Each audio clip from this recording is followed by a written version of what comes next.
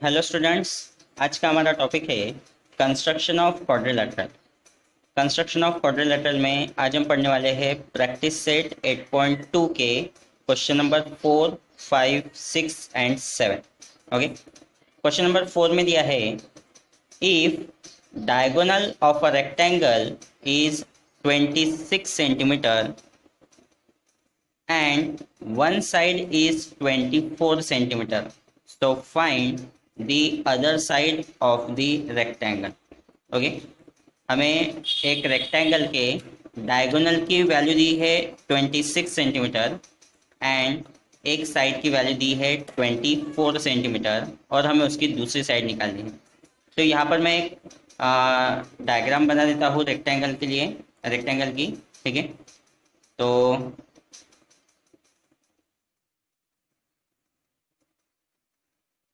यहाँ पर मैंने एक रेक्टेंगल बना लिया है। नेमिंग कर देते हैं A, B, C and D. Okay, और डायगोनल ज्वाइन कर देते हैं which is a C. Okay,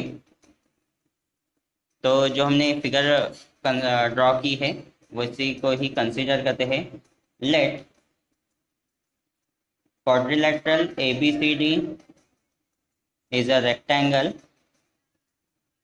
okay, quadrilateral ABCD is a rectangle and AC is diagonal. Okay, AC is equal to कितना दिया है 26 सेंटीमीटर। ठीक है, अगर ये क्वाड्रिलेटरल ABCD एक रेक्टेंगल है तो AC क्या उसकी डायगोनल होगी और AC की वैल्यू क्या होगी 26 सेंटीमीटर और उसकी कोई भी एक साइड, तो जैसे साइड DC को आप कंसिडर कर लो 24 centimetre. So DC is equal to क्या है 24 सेंटीमीटर। देन हमें रेक्टेंगल के बारे में क्या पता है। अब हमें क्वेश्चन में बोला है find the other side. Other side means अब DC की वैल्यू हमें मिल गई है तो DC और AB इन दोनों की लेंथ तो इक्वल होती है, ये हमें पता है क्योंकि अपोजिट साइड इक्वल होती है रेक्टेंगल की। देन DC, ओके, ये हमें वैल्यू पता है तो ये मिल गई है। तो अब अभी हमें कौन सी साइड पता करनी है, AD की वैल्यू पता करनी है एंड BC की वैल्यू। तो अगर आपने AD की वैल्यू फाइंड आउट कर ली तो BC आपको ऑटोमेटिकली मिल जाएगा क्योंकि ये दोनों भी इक्वल होती है, रेक्टेंगल्स के अपोजिट साइड्स इक्वल होते हैं। तो so in triangle ADC, in triangle ADC angle ADC equals to है 90 डिग्री। ठीक है, एंगल ADC इक्वल्स टू है 90 डिग्री। क्यों? क्योंकि हमें पता है रेक्टेंगल के जो चारों एंगल है इसका हर एक एंगल 90 डिग्री का होता है, तो ये एंगल भी 90 डिग्री का है। तो अगर यहाँ पे ये एंगल 90 डिग्री का है तो हम यहाँ पे पाइथागोरस थ्योरम यूज कर सकते हैं। सो बाय पाइथागोरस थ्योरम आपको मिलेगा AC square equals to AD square plus DC square. Okay, that means hypotenuse square, that is longest side square equals to sum of square of remaining two sides। ये हमारा Pythagoras theorem है। तो hypotenuse क्या है AC, क्योंकि 90 degree के opposite में जो साइड होती है वो क्या होती है हाइपोटेन्यूस। तो AC की वैल्यू दी है 26, तो हो जाएगा 26 स्क्वायर। AD की वैल्यू हमें फाइंड आउट करनी है समझो, और DC की वैल्यू है 24, सो 24 स्क्वायर। ओके, तो अब हमें 26 का स्क्वायर करना पड़ेगा। तो सिंपली अगर आपको 26 का स्क्वायर नहीं पता है तो 26 इंटू 26 करके देखेंगे रफ में। तो ये होता है 2 2 4, 6 6 36, 6 2 12, 6 2 12, दैट इज 24। तो ये हो जाता है 6 7 and 6, that is 676। Okay, equals to AD square plus 24 का स्क्वायर करेंगे, दैट इज 24 इंटू 24 करते हैं तो ये हो जाता है 4 4 16, 2 2 4, 4 2 4 2 8, 8 and 16, that is 6 7 5, that is 576। ठीक है, तो 24 का स्क्वायर मिला 576। Then so therefore AD square होगा 676 minus 576। So AD square equals to आपको मिलेगा 100। ओके, और 100 ये किसका स्क्वायर है, 100 ये 10 का स्क्वायर है, करेक्ट है। यहाँ से स्क्वायर स्क्वायर कैंसिल हो जाएगा तो आपको ए डी का आंसर मिलेगा कितना, 10, ठीक है।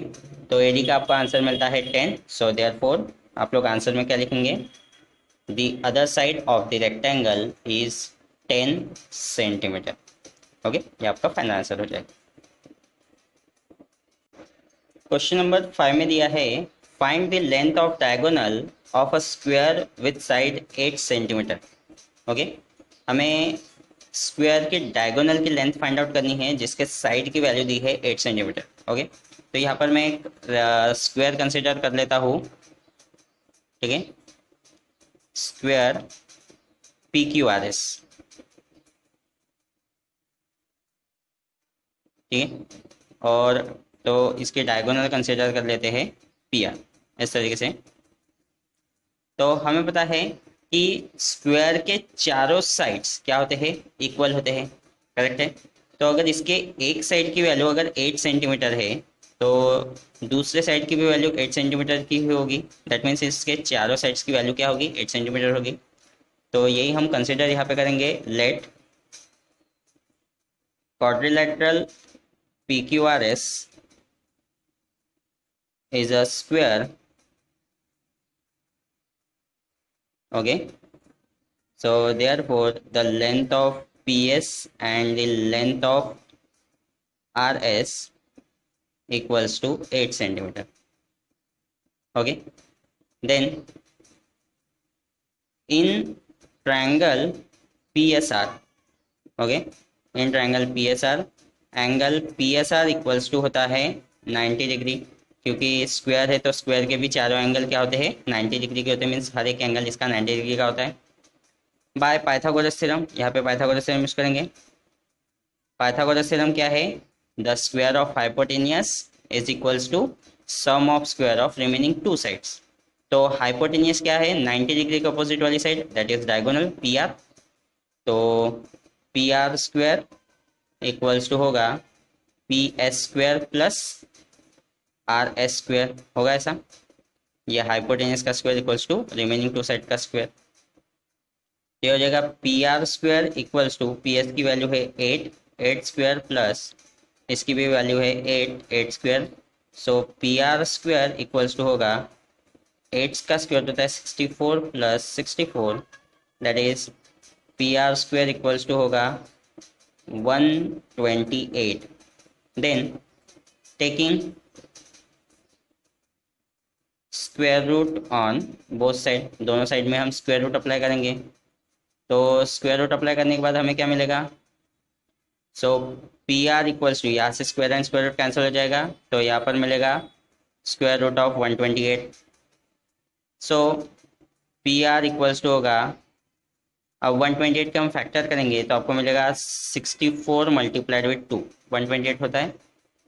तो पी आर इक्वल्स टू होगा 64 कौन से नंबर का स्क्वायर है, ये स्क्वायर है 8 का, तो आपको आंसर मिलेगा 8√2। ओके, दैट मीन्स आपके डायगोनल की वैल्यू, पी आर क्या है इस स्क्वायर के लिए, diagonal. So therefore the length of diagonal